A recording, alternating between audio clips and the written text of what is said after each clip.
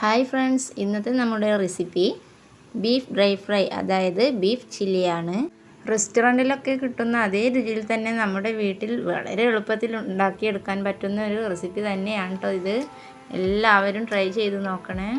നമ്മുടെ ചാനൽ ഇതുവരെ സബ്സ്ക്രൈബ് ചെയ്യാത്തവരാണെങ്കിൽ ഒന്ന് സബ്സ്ക്രൈബ് ചെയ്ത് സപ്പോർട്ട് കൂടി ചെയ്യണേ. ഇനി നമുക്ക് വീഡിയോ ഒന്ന് കണ്ടു നോക്കാം. ബീഫ് ഡ്രൈ ഫ്രൈ തയ്യാറാക്കാൻ വേണ്ടി ഞാൻ 1 കിലോ ബീഫാണ് ഇവിടെ എടുത്തിട്ടുള്ളത്. നന്നായി കഴുകി വെള്ളമൊക്കെ തോർന്ന് പോയിട്ട് വേണം എടുക്കാൻ.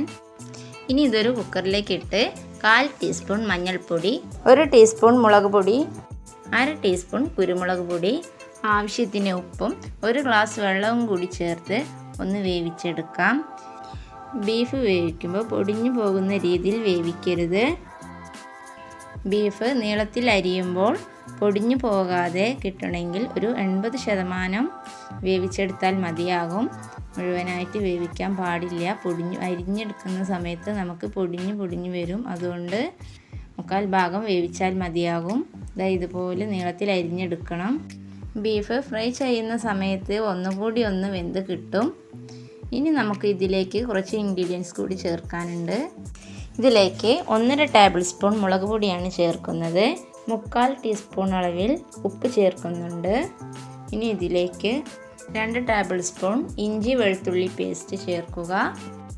3/4 ടീസ്പൂൺ അളവിൽ ഗരം മസാല ചേർക്കുക. 2 ടേബിൾ സ്പൂൺ നാരങ്ങാനീര് ചേർക്കുക. ഇനി നമുക്കിതിലേക്ക് കോൺഫ്ലോർ ആണ് ചേർക്കേണ്ടത്. അതിനായി 2 ടേബിൾ സ്പൂൺ കോൺഫ്ലോർ ചേർക്കുന്നുണ്ട്.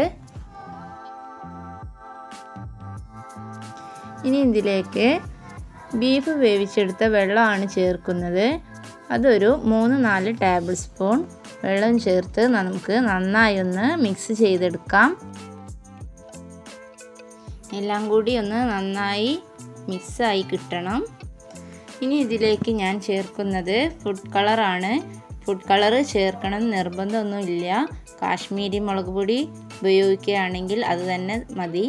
ഇത് സാധാ മുളക് പൊടിയാണ് ഞാൻ ഇവിടെ യൂസ് ചെയ്തത്. അതുകൊണ്ട് കുറച്ച് കളറിന് വേണ്ടി മാത്രമാണ് ഫുഡ് കളർ ഉപയോഗിച്ചത്. ഇനി ഇതൊരു അരമണിക്കൂർ റെസ്റ്റ് ചെയ്യാൻ വെക്കുക. അരമണിക്കൂറിന് ശേഷം നമുക്ക് ഇത് ഫ്രൈ ചെയ്തെടുക്കാം.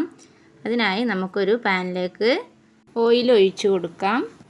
ഞാനിവിടെ വെളിച്ചെണ്ണയാണ് ഒഴിച്ചു കൊടുക്കുന്നത്. നിങ്ങൾക്ക് വേണമെങ്കിൽ ഏത് ഓയിലാണോ ഉപയോഗിക്കുന്നത് അത് യൂസ് ചെയ്യാവുന്നതാണ്. വെളിച്ചെണ്ണയാകുമ്പോൾ കുറച്ചുകൂടി ഒന്ന് ടേസ്റ്റി ആയി കിട്ടും.